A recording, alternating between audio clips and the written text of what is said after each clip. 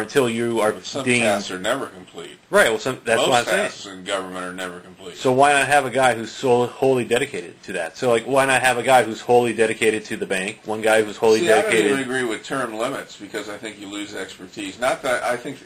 Yeah. I'm not that opposed to term limits, but I think they can be extreme. Yeah. I think the ones we got are too extreme, too, you know. And also imagine, what if you had a guy who was just fairly simple? You know, I mean, he was nominated, he won for based on whatever reason.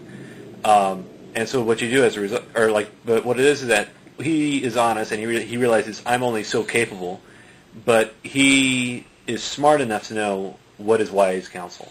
You know, I will say this much about the system we got. I don't like it, mainly because of the money. Right. But I think the over-influence of corporations, I think eventually it's going to self-correct because it just always does. Right.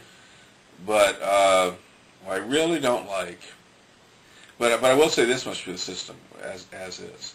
If you can claw your way to the top with all the obstacles and all the money you have to raise and everything that's against you to get anywhere, you probably deserve to rule because you've shown, you know, you're probably smart enough. Oh, yeah. Now, the exception to that is, I think the last election, all they could prove was that Karl Rove maybe could win elections, but he sure as shit couldn't govern.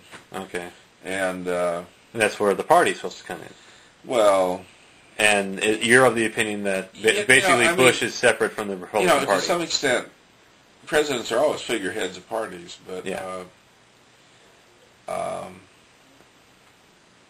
this guy.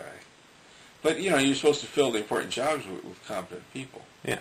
And the funny thing is, the Republican Party actually has a lot of competent people within it, but the bunch they picked sure didn't work. And I think the main problem was their understanding of the Middle East was so minuscule compared to what was needed.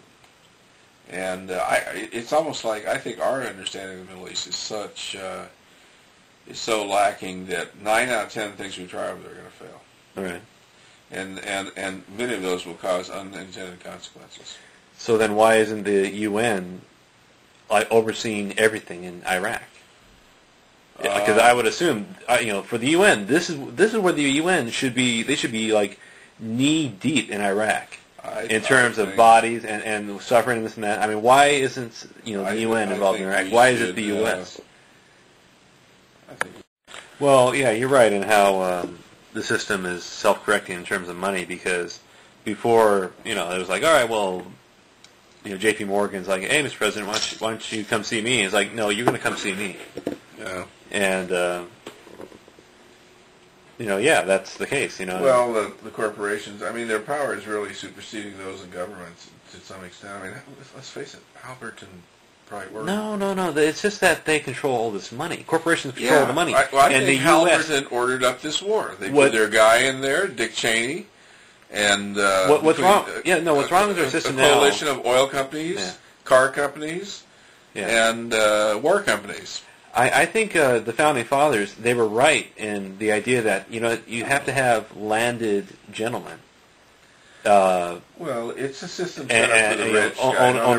I know, but think about it like this, because basically you control the money. The problem with our system is that we can't control our money. What did Beard say about the Constitution, the U.S. Constitution? What did he write? I don't know. What?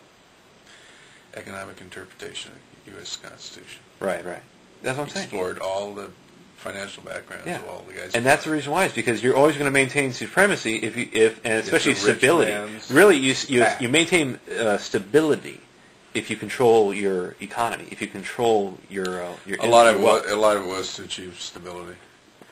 I mean, they knew they needed to give the mob something, so they gave them the house. Right. And because so much of the war is always about money, they gave them the power of the purse strings to the House. Right. Okay. As a tempering force, they created the Senate as a deliberative body. Right.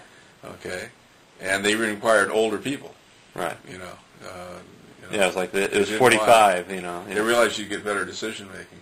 Right. And energy and temperance and the judiciary to decide issues between the other two, and the executive, a strong executive has needed time war. I mean, it's a brilliant structure. The executive is there for war, but he actually is. He basically acts as another just checking stone. A lot of people like the parliamentary system better. I do kind of wish sometimes there was a vote of no confidence. Yeah. That if 3/4 of the House and Senate said, tell me something. You're a failure. Well, tell me something. Do you think that they should get rid of the idea that the president has to finally approve a bill? Because once it passes Congress, yeah, but those can be overridden. That's what I'm saying. But but should they so get rid of that? there's a mechanism in there to override vetoes. But do you think that's necessary? Because at one point you need probably one human being to go down and just sit down and think, is this thing really a good idea? With that, one human being would probably be a little more isolated. The idea is that he's a little more isolated. It's on his conscience. It's his responsibility.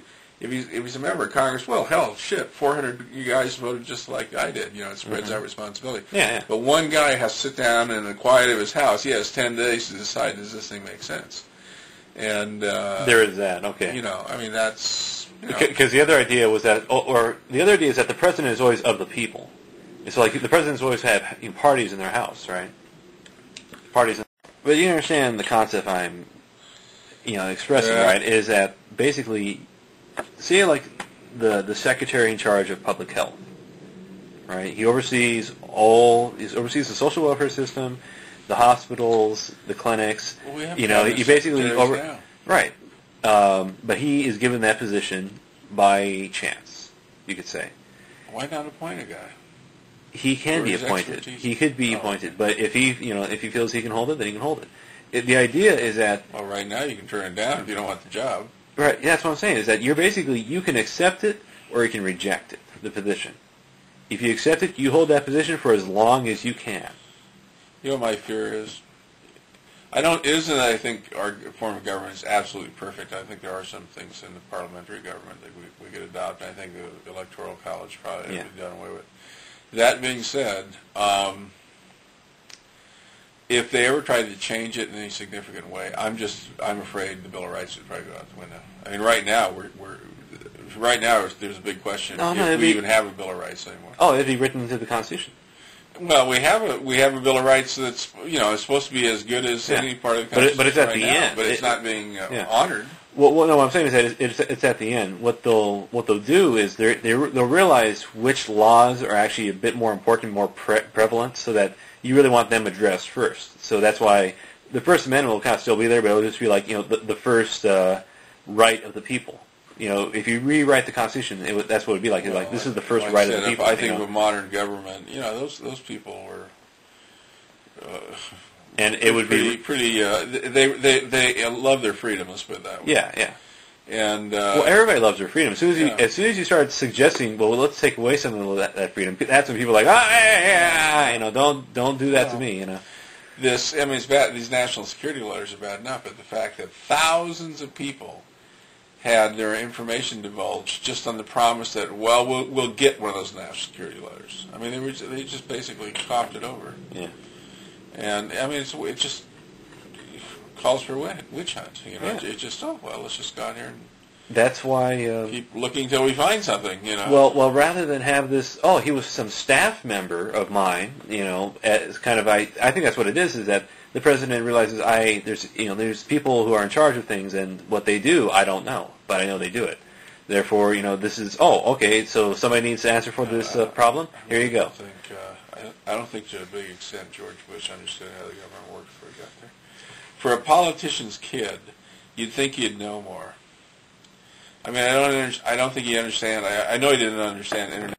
The idea of my system is that if you join this, this government, if you join this governing body, you don't know what position you're going to receive, because there's popularity, but really it's are you capable of this job? And ultimately, that's what it's going to be. Is that in order to be a politician, to be a representative, to be part of this elite government, this parliament, this Senate, whatever, this Congress, you have to be capable. It has to be understood that you're capable, and that's what people are going to be elected into office for. They're going to be elected in office for representing your goals or a certain aspect of society, but they are also going to be very intelligent. They're going to be very capable, because the person you're electing into office needs to be capable. that person needs to be able to handle any position because that's what